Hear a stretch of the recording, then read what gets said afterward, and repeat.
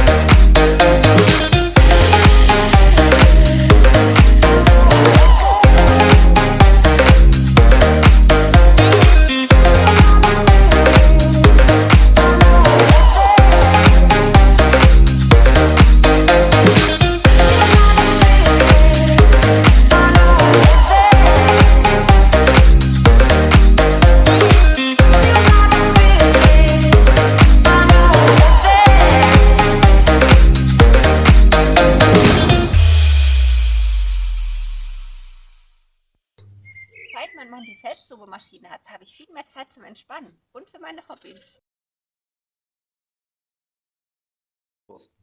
Du Osman, seit der Henrik da ist hier die Produktivität durch die Decke gegangen, oder? Ja. Guck mal, ich lobe mich mal selber.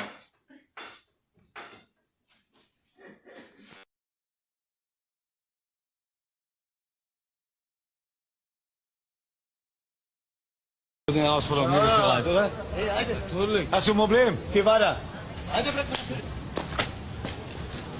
Noch ein Problem. Besser ist es. So, komm weiter.